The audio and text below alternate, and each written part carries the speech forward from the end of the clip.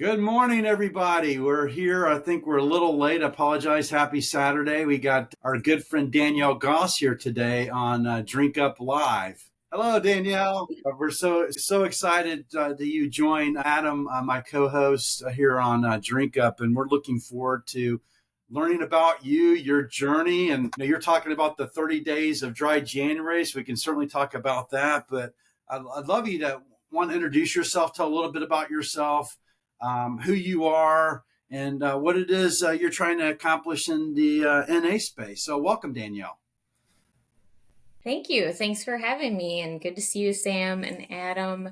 Um, I guess a little bit about me. I'm Dannielle. I'm a mom of three that lives in a relatively small town in Wisconsin. My LinkedIn profile says like Minneapolis, Twin Cities, but that's because no one knows where River Falls, Wisconsin is. And you know, I finished my college degree. I went and did my internship program at Mayo Clinic in Rochester. Graduated with a degree in dietetics. My internship was basically the bridge to becoming a registered dietitian. Was able to pass through the program, and then I finished my boards. So becoming a registered dietitian, I guess my mission as career goals would be to just help people live their best lives. And so there's been a bit of a journey in terms of what that was going to look like for me as I got started. At first it was working in more traditional RD roles. I was at Lifetime Fitness. I then worked in more of like the corporate dining setting under the Compass Group umbrella, as a general manager and senior wellness coordinator out of Blue Cross Blue Shield in Minnesota's corporate campus. Just in those experiences, my drive to want to help people live their best lives just, kind of evolved. I learned, like a lot of people do, right? Fresh out of college, like, what the heck do I really want this to all turn into?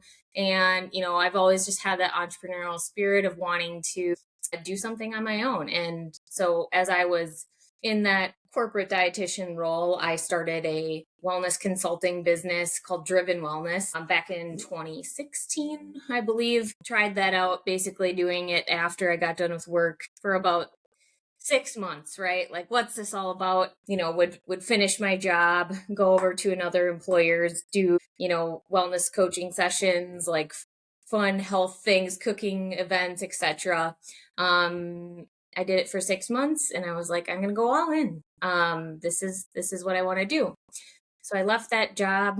I, became self-employed, and I really just ran with that business for about 4 or 5 years. And, in that time, I got engaged, I got married to my now husband, Nate Goss. And in the spring of 2019, we found out we were expecting our first child. And like many people, a very special time in your lives. We're in the Midwest. It's a very social, drinking culture filled place, right? And I didn't want alcohol, but I wanted something that was fun and social that I could enjoy, that also wasn't filled with sugar, filled with calories, but that, truly fit the bill for being alcohol free. At the time, there was O'Doul's on the shelf, a splash of Athletic Brewing Company, and, just nothing that I wanted. So that summer I crafted my own mocktails from my kitchen, continued to dig in and do a lot of market research, learned about what was happening over in the UK in terms of the adult non-alc bev, growth really, and was convinced enough to know that it was a lot more than just pregnant women looking for great tasting NA drinks. So at 7 months pregnant that fall, we jumped in, started building the Kul Mocks brand. We welcomed our first little girl in December of 2020.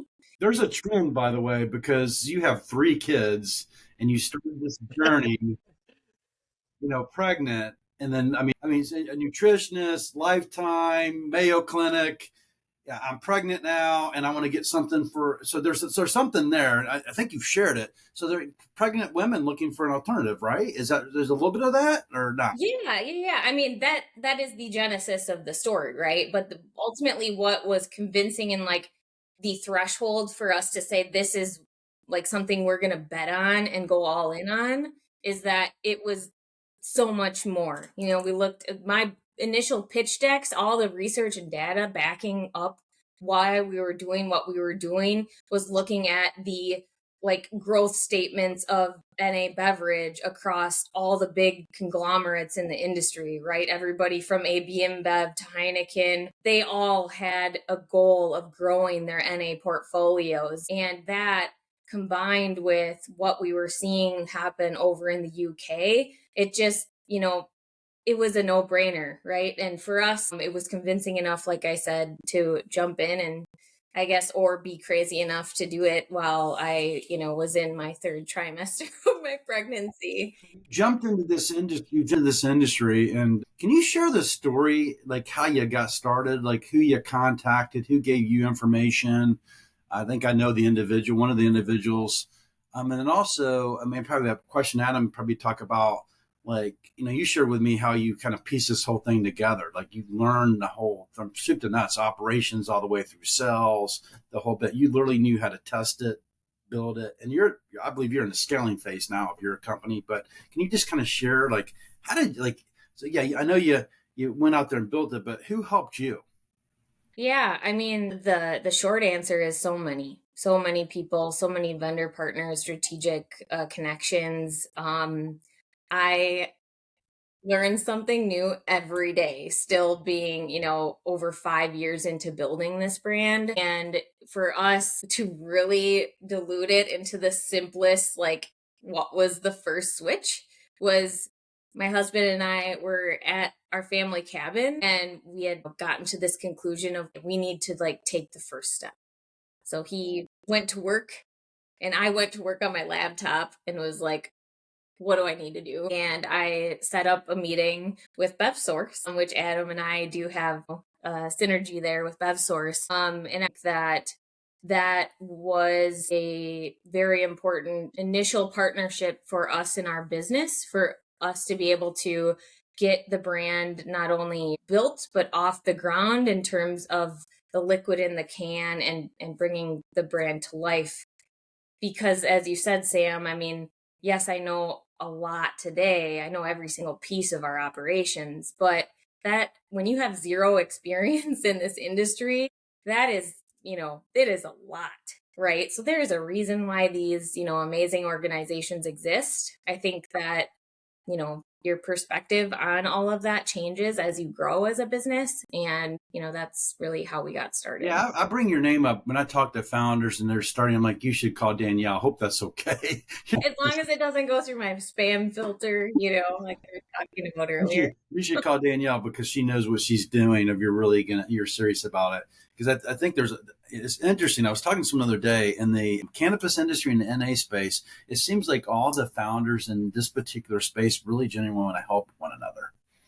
Yeah, I mean, I can't speak to the cannabis space in general because I just don't talk with those founders, not because I don't want to. It's just we don't really mingle in the same spaces. But I think Marcos and what he's built with the Adult Non-Alcoholic Beverage Association, like from I guess what was that 2021 when he pulled that all together with the founding members of the association, like just that piece alone offered a funnel for brands like Kul Mocks to be able to come together with a similar proposition in terms of what we wanted to bring to the world. Maybe all the brands' missions in terms of like how they can connect with consumers and who their target audience is might differ, but I think that collective effort offered a great environment for us to have really cool conversations.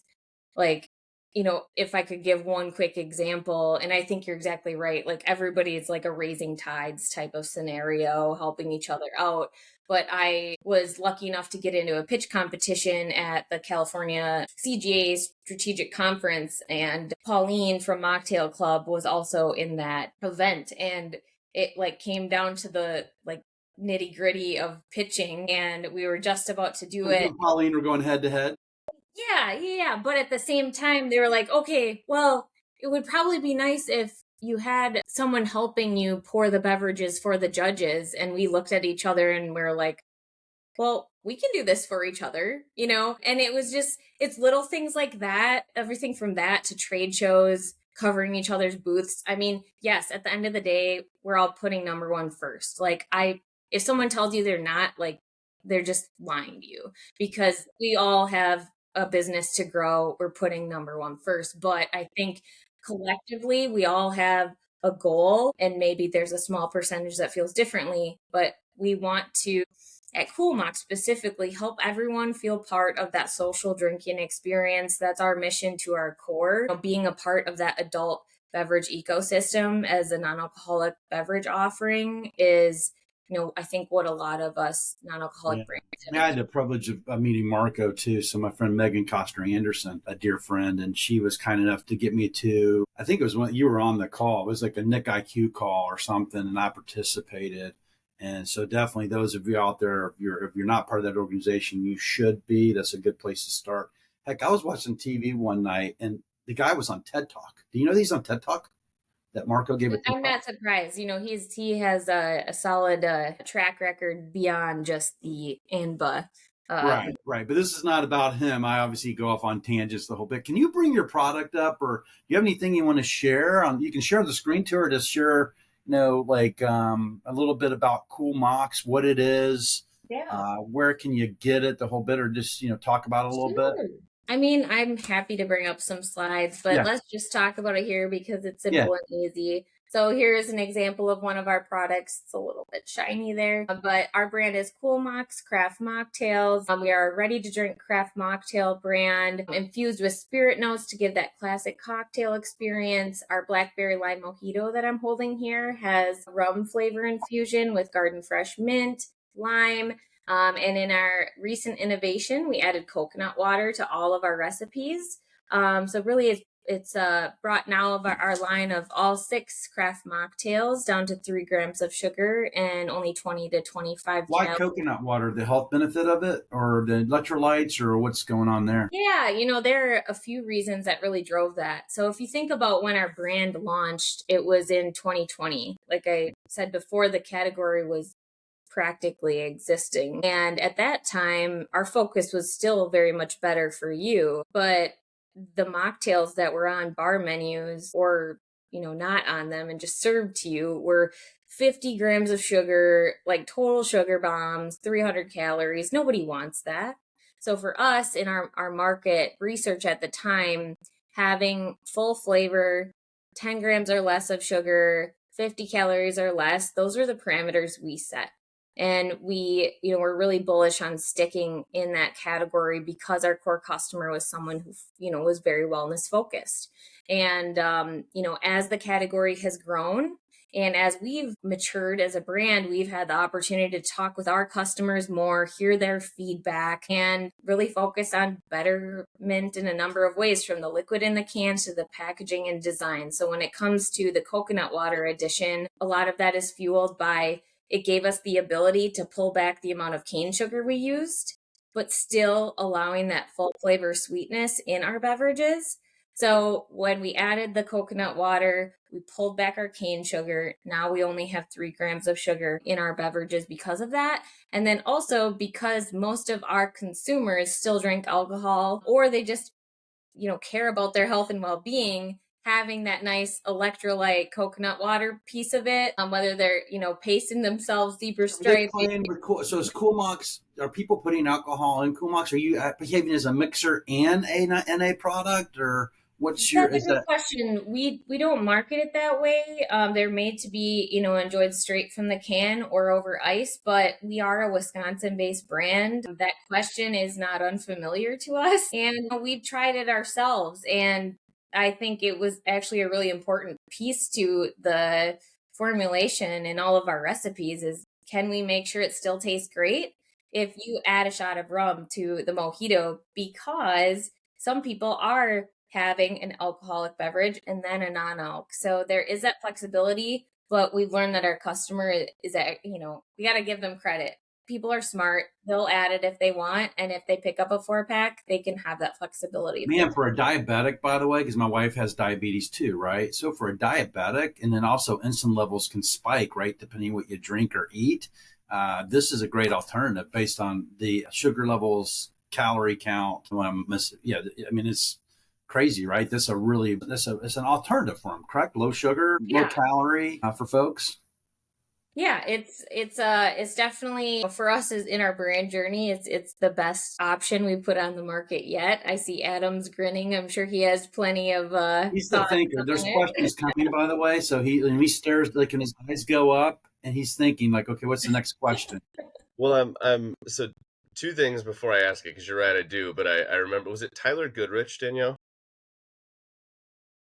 No, Damn it. Okay. That's gonna bug me all day. it's gonna bug me too. I better. Talking about a person they know and they've Right, forgotten. So right. you need to drink So, some Cool Mocks to wake up the mind, because Cool Mocks does wake up your mind. right. Danielle? So there was that. And then Sam made the comment about, you started with one kid. The number of children you have has obviously increased. The brand has grown. Well, So it's a correlation. I had to laugh because I'm like, okay, 10 years down the road, you have 10 children and the brand Oh is 10 my times god. larger, right? Like with every Okay, kid, the brand I know, grows, right? now but this It's like makes sense. it's like baseball players. They don't cut their hair when they're on a win streak. You got to just keep having children. It seems to be working, right? we get to be uncles then, right? You're Yeah. gonna let us adopt some of your Oh kids my or god. be That was the thought I had. I was like, if she's superstitious, she has to keep having kids. Okay. Yeah, I appreciate you I bringing don't know, that where's up. her husband in It's this? You a might want hard to come on no. home. No, hard Oh my no. I gosh. am I am done. We are done having children. I'm very blessed that we have 3. But you have Congratulations. no idea how excited I am to have a full year in business, not being pregnant Oh, I can only while imagine. doing this. I can only imagine. Well, and So and so there you my go. my my question, based on what you're just talking about, funny prefaces aside, I talk to a lot of brands who I talked to a group yesterday who they have their kind of core 4 initial products, and not everyone does this, but it happens often enough that it's worth asking because I really want to hear your take on this as someone who has stayed true to their core product and found success. But I talk to so many brand owners who are like, "Oh, I have my core 4 products," and then in a year, 6 months, 18 months, a really short timeline, they're like, oh, and I want to expand into adding caffeine, adding THC, adding whatever. And every time I'm going, that's fine. And we can talk about that and I can help you through that. Or there's groups like BevSource, but also no one knows who you are. So you're going to dilute the message from jump. It just doesn't make sense to me. Right. And so I'm curious, like you have done a great job, it would seem, from an outsider's perspective, of staying true to the message of the brand, of staying true to the value of the brand, but still expanding and scaling. And I'm sure you have to have gotten people going, oh, you should do this, you should do that. And how do you and your husband and your team push those voices aside and stay true to who you are? Because obviously it's been successful. I think those are all really good questions, and there's a lot to share back. I think the very top of the list response for me is if you are set on being in this business and growing it to stay alive, like if I'm Yeah. really being Yep. straight up with you, you need to chill on the SKU proliferation and focus on your core products. And because cash flow is king. And I mean, I'm coming from the perspective of we're not VC backed. I don't have huge funding. That is my story. So I think there are other layers to the conversation that maybe just I don't have experience from, but we've always stuck with that core customer that has not wavered since the very beginning. So that's allowed us to stay within our lanes. I think, yes, we now have 6 craft mocktails and we leaned into variety packs, which, made sense because of the new category and offering up opportunity for engaging trial. But I would just, I would really make sure, and this goes for any decision you make in business, you need to make sure you're maybe talking with some seasoned people in the industry or have some advisors in your corner so you can make educated decisions on when you're really thinking about doing that, because although it may seem like, oh yeah, we can spend a few months or 6 months or however long to figure out what a new SKU could be, that decision is so much more than just coming up with an amazing new product. And I'm sure there are so many amazing new products. And to your point, of course, we've heard them all.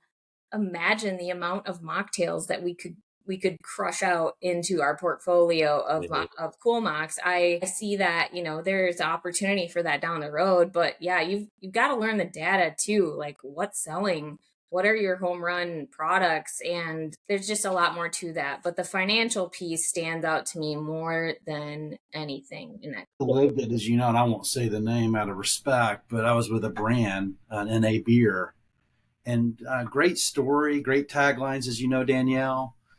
But when the customer would come to pick up the order, they couldn't fill it. Yeah.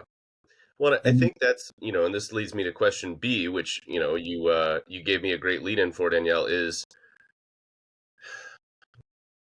is some of the brands I talk to, you mentioned VC backed or investment backed, right? Like the cautionary tale that I always give brands is, if you go out and you may be the greatest salesperson in the world and you may be able to go get $3 million of investment in the first 6 months. But if you go get $3 million, you're going to find a way to spend $3 million. You shouldn't. You have no business spending that much money that quickly, right? But you're going to do it if you have it.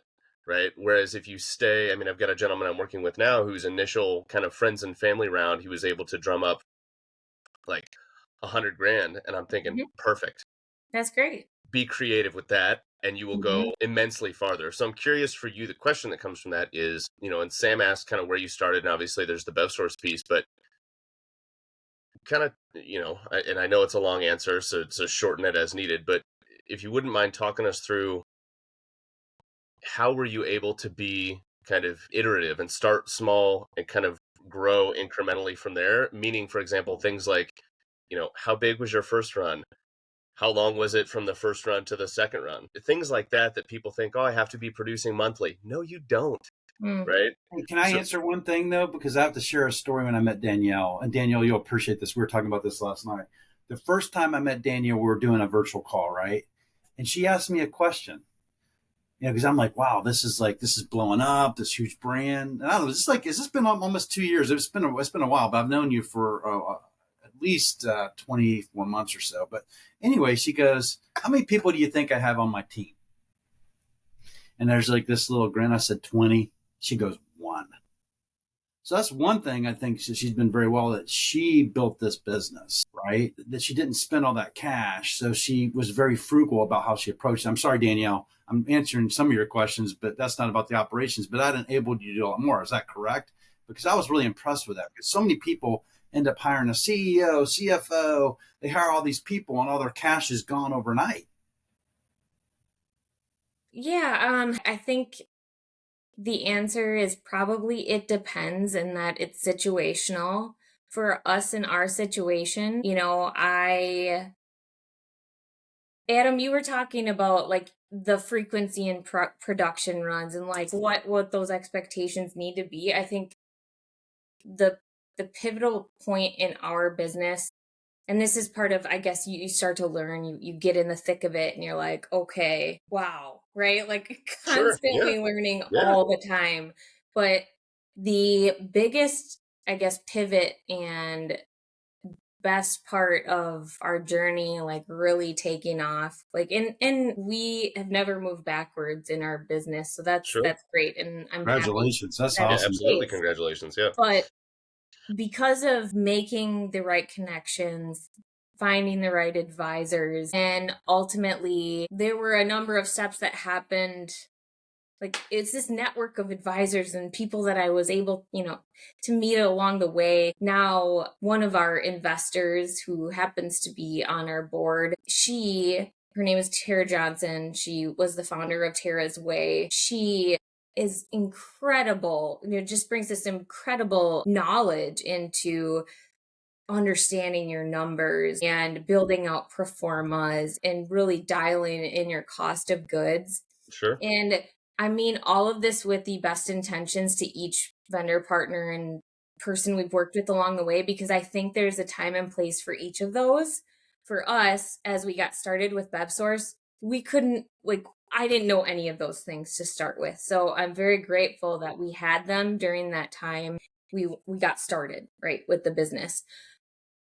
One of the downfalls, I guess, is, and as we started to grow, was if you have a third party involved, it gives you a little bit of blinders in terms of full transparency into your business, and just at least having all the levers in your hands, right? You're not working through people, blah, Sure. blah, blah. So when I started working with a number of key advisors, including Tara, it allowed me to look at our business differently. Um, quite frankly, understand how our cost of goods were on a consistent basis. I mean, I had so much to learn. Like, we just needed to be better, right? Like, and if you want to stay alive in this business, cash flow is king. So there was this like culmination of all these factors that just under a couple years in, like, these conversations had to happen. And then ultimately there was, a lot of learning. But from that, I was able to dive in, learn a lot. And because of that, we, made new co-manufacturing partnerships. I built out direct relationships with pretty much anyone and everyone I talked to. Started, like Sam said, picking up the phone more than I ever had. And, as soon as you can get to that point where your brand is, I guess, the same time our brand was performing, continuing to perform, right, as the category was evolving. And then I'm in a situation where I'm like, okay, I don't know all of the strategic part of how to build this brand, but I've got these amazing advisors. I have someone on my board as a fractional CFO helping me build out this path to success. If what we believe to be true in our projections can happen. And over the last 2 to 3 years now, we've done exactly that. Last year, I guess as we finished 2023, although it was, another celebratory growth year for the brand, my biggest achievement was our improvement in our cost of goods. That took so much hard work. And in the last 4.5 years, we have been with 7 co-manufacturers. So this is a learning journey. And with going from having zero education, as like a dietitian jumping into CPG, I think having that, person with the financial lens who's been there, done that, built a CPG brand, and also had a successful exit along with other advisors, that was a game changer for me. And like, Sure. I to this day, Do you have someone that manages operations for you? Are you doing that, sales, marketing? Are you doing everything across the board with your advisors? I still do it all, Sam. I cringe because, Adam said earlier, what did you say, Adam? Something about all the different roles that are important in a business. I'm in a really cool spot now where we have budgeted for certain roles in 2025. Now I'm trying to create space to actually figure out how to hire these people. So Gotcha. I know I'm doing some of that to myself. Like, as obviously I told you I was sick the other day. I'm like trying to arrange freight while I'm going, like, oh man, it was just a rough day. Being sick with the flu and trying to like schedule shipments when it's going to freeze in 2 Well, you days. got to invest and get the right people on your team if you're going to Yeah. actually scale the business. I mean, that's just the reality. You, as the founder, have to make those decisions, but you're at a critical juncture in your business, right? You're blowing up. You're in 48 states because of the relationship with Walmart. You just got into Publix down in Florida. I mean, it seems like everywhere I see on the internet, it's like Kul Mocks is everywhere. So congratulations on that. But one person at some point, as you scale it, you do have to make those decisions. So I'm happy to hear you've budgeted for some opportunities. Yeah, and just over a year ago, we have beer distributors in the Midwest, and I just knew that there's so much more that could be done because I wasn't doing as much. I just couldn't, right? Like a part of it as a beverage startup owner, I feel like is admitting you can't do all the things. And I'm constantly trying to tell myself because we've been so scrappy Mhm. of like, figure it out. Everything's figure outable. But at some point, it's like, no, you need to hire someone and get help. Well, and Um, to that end, Danielle, and I hate to cut you off, but I'm curious. You mentioned I'm going to draw a connection here, and you tell me if I'm making shit up or if this is real. You mentioned being a dietitian and having that as your background and coming in and not knowing beverage, right? And kind of, being two separate worlds. But I have to think, right? And you see it all the time online or in the health and fitness community, if you want to call it that, if you want to look at it through that lens of when people are looking to get healthy, like there's no magic pill. It's just simple things done consistently over a long enough time period, right? Generally speaking. I have to imagine, but again, you tell me if I'm wrong, that sort of ethos or knowing that as a dietitian helped you in having the right attitude toward building a brand, right? Like there's no one co-packer that's going to make all your problems go away. There's no one way of producing it that's going to suddenly make the work not have to get done, right? Like it's just simple things done consistently, working with the right people. Does that make sense? Oh yeah. I think that's an interesting like line to draw. I think I'm sure there's a connection there. I think that is true probably in building any business that you have to be willing to put in the reps even on the hard days. And I mean, I've had 3 kids throughout building this brand in the last 4.5, 5 years, and um there have been a lot of really hard days. Like I won't sugarcoat it. And knowing that I've said in my words to my husband, I'm just putting in the reps on the really hard days, and that's what you have to be willing to do, and I'm speaking from like 4 or 5 years in, right? Like I'm not somebody at this hyper massive company, right? But I'm just on the journey, and this is what I've gotten to be right here. But especially as someone who's been building a family while building this company, there have been a lot of really challenging days, and I think entrepreneurship in general is like navigating the roller coaster of. Man, you're my beacon. I told you that, right? Because I've been doing Totally. this for 24 months. So I'm really new at it. I have no, it's funny. Everybody asks me, well, how do you know what to do? I said, I have no idea what I'm doing. But the key is you got to start and do it. You just got to jump in. Yep. Now, obviously you have to plan and work your plan and do those things. But I literally just jumped in here into this world, right? And I had our friend Jackie say, hey, do you want to be part of this brand and purchase it? And, I talked about that. I'm like, I don't know if I'm going to go down that path or not, because I'd have to call you and Adam because I have no idea where to start in that world, right? I'm a sales and marketing guy. I'm like, okay, I know how to go call on Kroger and go call a distributor and lay out a plan. But when you talk about like brand development and operations and all that, but Danielle, you're my beacon because this motto is if Dannielle can do it, I can do it. So I say thank you for that. I mean, it's so refreshing. So tell me a little bit about your first hire. I just this bright light Yeah. Oh, because I'd love to talk about her. She is yeah, probably just hitting Madison, Wisconsin right now. We're still in the thick of dry January, right? We've got an event in Madison and in Chicago today.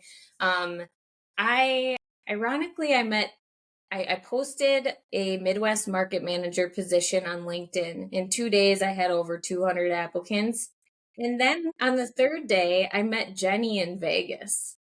Very like was it interesting. random, like a random, like wow, It wasn't random necessarily, but we were on a 40th birthday party trip, and she happened to be on the trip. So she's from where I'm from, pretty okay, much. We always say it's, when people ask like, "Oh, where'd you find Jenny?" And I say, "I found her in Vegas." that's where I But got married, by the way. So that's a good place. oh, really? There we go. Because of the way we've operated since we started, it's always been very much like that mindset of everything's figure outable, scrappy. type mindset. We just happened to be on the trip, and her husband was like, "Oh man, you've got to talk to my wife. I bet she would love this." And we talked, and I guess a couple weeks after that, I definitely interviewed people that had a lot more experience, that could have, probably helped in some ways that I didn't personally even understand yet, right?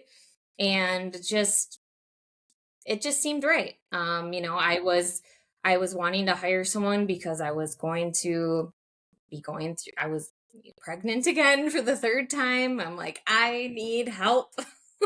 And so she just was like, yeah, I don't know a ton about the category. She had worked for a chocolate company prior to, knew a little bit about CPG, and she just is the most wonderful addition to the team I could have asked for. She's learning all the time, just like I do myself. And someone that, like, something as simple as when I was about to have our third child, she was like, "Hey, you need anything? I'll come over and mow your grass, lawn at your house. You just let me know. I'll be there." Like, that is her mindset, and I am so thankful to have found someone like that to help us grow our brand. And so that is, like I said, I'm planning to bring more people into the team as we grow here, and those are really the type of people that I'm looking to continue to work with. Is Yeah, just like, she's such a bright light, and I tell you, 70% of yeah. your gut's always right. I think I did a post on that, but really, you got to follow your gut. If it feels right, it usually is. Hmm. Good, right, or indifferent. But she, I got the pleasure of meeting her, and it just, when we were trying to do some things at one of the facilities I was helping manage, but she was so wonderful, and I'm glad to hear that you're looking to expand, because there's a lot of people out there, Dannielle, that are looking for roles that are qualified, that can really help build your business. Like, let's talk about what's next for Kul Mocks. What's next for you? What are we looking for at 225? Obviously, maybe get into the 30 days of dry January. So it's day number 18. You missed a couple of days, but you called yourself out on it and you called up, right? So, but Yeah. so keep going on that, because I'm looking for that motivation every day. So thank you for that. But so what's next? What's happening in dry January, and what's next? What's in 225 for the brand? So Kul Mocks this has been our biggest dry January yet. I mean, by numbers for the category and for us as a brand, lots of events, of course. But if we look at the year overall, it's going to be our biggest growth year yet. Very much mindful growth in terms of who we're choosing to partner with. I mean, you had mentioned, yes, we have presence in 48 states, but that's through our Walmart network and opportunity, and they've been great to work with. But in terms of true market saturation, we have key markets that we are targeting right now. Of course, like I said, we have our Midwest home market with our beer distributors and such. But beyond that, Publix chains, other chains that are really leaning into this non-alc category. We're doing a ton of stuff in Florida right now. We just came off of a huge Miami event. We have a lot of things up our sleeve. It's such a big question, and I got to be honest too. Like, I'm still drinking my electrolytes here, Sam, from being sick 2 days ago. So if my brain is like a little bit hazy, you're No, gonna you're you're getting it perfect. here, but at least I showed up. No, Yeah. hey, to that end, and Sam, that was one of the questions I wanted to ask. But Dannielle, I'm and Sam said it already. I'm going to echo his point and beat a dead horse. But every entrepreneur that finds success, every entrepreneur, period, right? Like, we all know the grind. It's all impressive, and we're all inspired by one another. But I think I speak for myself and Sam and everybody that knows you, specific to your story of just looking at it and going, "Holy hell!" Like, managing a marriage, the addition of 3 children, the start of a brand, in addition to all the other housekeeping things that we all do on a regular basis, making sure the bills are paid, the mortgage, so on and so forth. So, like, She knows how to make taco salad, by the way, right, because she's moving from right, Austria. like, it's truly just this. I mean, mountain is too small of a word of stuff that you just look at. Oh, Dannielle Goss from Kul Mocks, you go, oh my god. So my question with all that is, if you had to kind of, maybe I'll say top three it to put a point on the question, but like, what are the things that you do to keep yourself level? Obviously you have a dietitian's background, so it's eating right. Is it gym time? Is it carving out, like, hey, come hell or high water, I spend 2 hours with the family every day. Come hell or high water, I journal every day. I do my like, do you have kind of a top three of like, if I do these things, I can keep this all balanced? Does that make sense? Yeah, of course. I have a business coach. His name is Jeff Redman with Breakthrough Impact Group. He's been really helpful in just doing some of the CEO roundtables over the last 3 years. Has helped me just kind of build out like that resilience mindset Yeah. of trying to be in a position to navigate all this, right, Adam? Yeah. But ultimately, at the end of the day, it's you as the individual who determines how to handle that, right? You can read as many books or articles online as you want. For me, I mean, number one is my faith. I can't do anything without that. That leads me. Number two is my husband. I couldn't have done this entire journey without him. He has a full-time job, so he is more involved in like the high-level conversations at the dinner table and such. Sure. And then number three is, I mean, what is his name? He's the new CEO of Unbun. Mark Samuel. Mark Samuel. He Yeah. is a huge advocate for health and like Yeah. taking care of yourself, right? Yeah, I And follow him on LinkedIn, actually. Yeah. Yeah. yeah, I think he's shared before something about like how you have to take care of yourself. And that is, although it's, it is a high priority, right? It's my number three. If I am not taking care of myself, I cannot do any of these things. I hope that as I grow this business long term, I'm able to at some point, whether it's now or down the road, help other women who are building businesses and brands who want to build families at the same time. If they dive into that madness, that I can be a resource to help them navigate. Personally, it's taken me 3 pregnancies to be able to admit this, but I've had postpartum depression every Sure. single time. Sure. And Okay. it is a very hard thing to talk about. It is a very hard thing to go through. And on top of it, to just, be running a company. There's a lot of it. And the thing is, my story is not unique. It's just not talked about enough. That's a And good I point. think Sure. that knowing your people, having your village, and like really just keeping your head down, and that's what's gotten me to where I am today.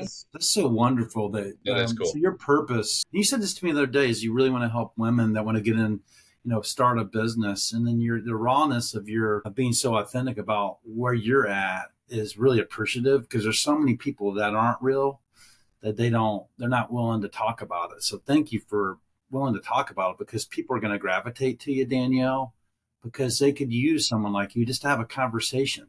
Right. So thank you for sharing that. Yeah, of course. I read something the other day that obviously the amount of women owned businesses is high as it's ever been now. And 1 in 3 of those businesses is ran by working moms, right? Hmm. So, like I said, my story isn't unique. It's just the reality that isn't talked about a lot.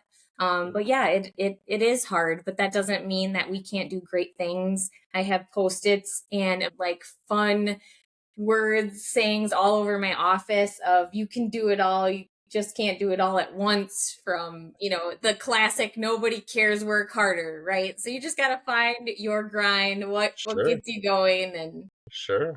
and that's Funny, because I always, when I talk to people on this, I always look in the background, by the way, what's there, just to see, right? So, but love to maybe share your sayings. I'd love to drive people to Kul Mocks. So where can they find your product?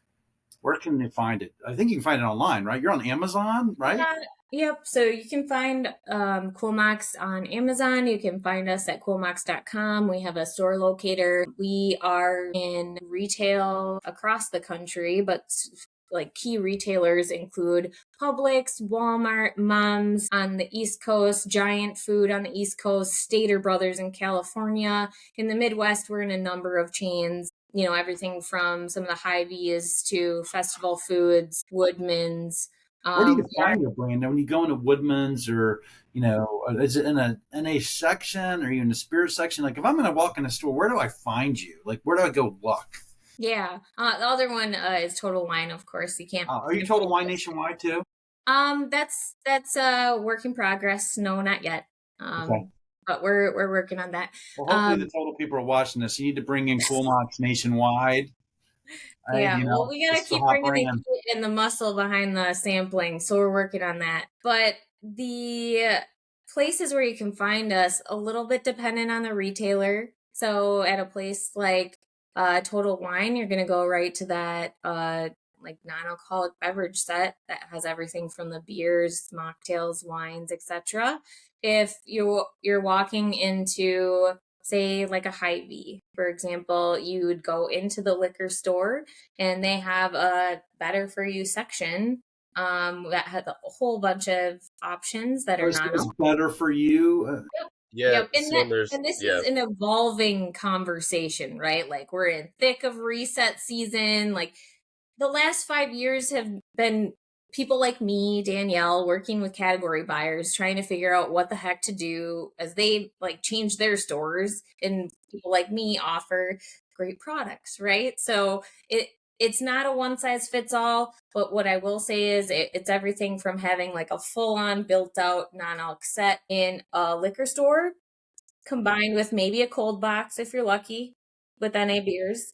And then if you're in grocery, sometimes they have an NA set or it's a part of the mixer set. My Hy-Vees, they have an NA section. You go in there. It's built by like the mixer section, and you walk in there and you can see it there. And I certainly have seen Kul Mocks in Minnesota at Total Wine and More because I walked the sets to see it. Is there any data that you want to share about the category? Like anything that like where's this category going in terms of the consumer? Because I cross wine, spirits, and beer, and I love all the categories, THC, hemp based. But I tell you, wine's had a tough time, down 25%.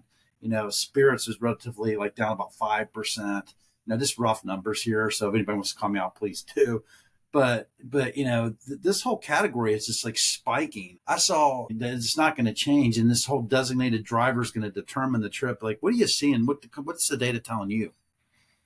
Yeah, I mean, it's not slowing down, right? Like without spitting numbers out, it's driven by people who are moderating their consumption. They're looking for alternatives to, like we say here at Kul Mocks, keep the party going, enjoy life's occasions. And, obviously a lot of chatter after the Surgeon General's announcement at the beginning of January. I've talked with both, distributors, brand owners, etc. And, that announcement alone took a hit on purchasing and alcohol. Without With that, though, brands like Kul Mocks present a unique opportunity to add value to adult alcohol portfolios, right? I just posted this. I said that actually to all the retailers, on-premise operators, put it on the menu, put it on the shelf because it's going to drive your ticket ring and your basket ring. Because the people going in there looking for alternatives. So if I'm having a party tonight, right, I'm going to go into Total Wine and More, and I'm going to buy some stuff for my mindful drinkers, my designated drivers, my friends that don't drink, right? Or for myself. Maybe I'm not feeling well and I'm doing electrolytes like you today. So I need an alternative. I don't want to put alcohol. Or maybe through the course of the evening, I might start with a martini and then go to Kul Mocks, in terms of how I want to manage myself. I think it will drive basket ring for sure. We should try to find some data and share with people here that it will definitely drive. Well, Sam, I was thinking about a year and a half ago, and Dannielle, I'm sure you've been, and if you haven't, I'm politely giving unsolicited advice. The National Beer Wholesalers Association, their conference in, I don't know if they do it every year in Vegas, but it was there. October, Vegas. It goes for San Diego, Vegas, NBWA. Yep. Yeah. So I was there a year and a half ago for my last company. I saw you there, brother. You did, yes. And I will echo that point. And I think maybe, Sam, we should look at getting somebody maybe from that organization on here, just because, I mean, it seemed like, anyway, everybody I talked to, and I'm not saying that was everybody at the show, but they were very much on board with that, of like, we get that this will drive overall basket size, because it, for the longest time, and I'm sure, Dannielle, you can speak to this, like, I think the prevailing thought was, oh, it's either or. Someone's either going to buy a fifth of vodka or a hard seltzer, or they're going to buy a non-alc. Not true. Yeah. It's an I and think, conversation. yeah. And I think depending on who you talk to, that has been the case, right, Adam? I think from the very start, we've always had that mindset of it's the same person. Mm-hmm. And when it comes to gathering some of that data, it's available. We can definitely get it because it's there. Like, it isn't even a question at this point. That is a fact. Right. It increases the overall check average. Same with on-premise, by the way. So don't Sure. forget about those guys, but Yeah. they're a little bit, behind in the conversation. Well, you have to go through a lot of gatekeepers, right? So you obviously, with being an anti-brand, you don't necessarily do, but the gatekeepers help you with logistics, getting that product on the shelf the whole bit. But you got to get past the distributor, then you got to go to the retailer. I mean, the beautiful thing about being an NA brand, there's different paths to market, right? The e-commerce channels. You're not held to a lot of the laws of the 3-tier system, but you choose to. So, in closing, we have 5 minutes left here. Is there anything you just want to, so you shared a lot about your journey, I know a little bit more about your journey, which is awesome, but the Mayo Clinic to being a nutritionist, certified, you're a certified nutritionist, you're a Registered dietitian. registered dietitian. So I want to make sure I get that right. So any closing thoughts that you just want to leave? I mean, obviously you want to help women in their journey, but anything you just want to share that's really important for people to know? Well, you mentioned me being able to share my screen. Is that still on the table? 100%. Yes, please come on and share. Okay, See it the little says share button there? It's a screen on the bottom, in the middle. So you see like the stop, or do you see like share screen? there it is. There it is. Okay. No.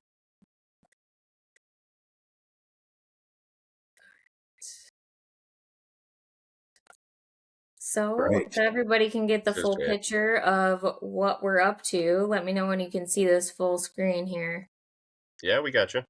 All right. So, I shared with you what our blackberry lime mojito looked like earlier, but this is our full lineup of ready to drink craft mocktails where we're, really all about the experience, skipping the hangover in the process. As I said, everything can be enjoyed, ice cold from the can or poured over ice in your favorite cocktail glass. And all of our original 3 craft mocktails that we launched initially, our strawberry margarita, the blackberry lime mojito, and the Moscow Mule, were upgraded to our coconut water recipes in spring of 2024.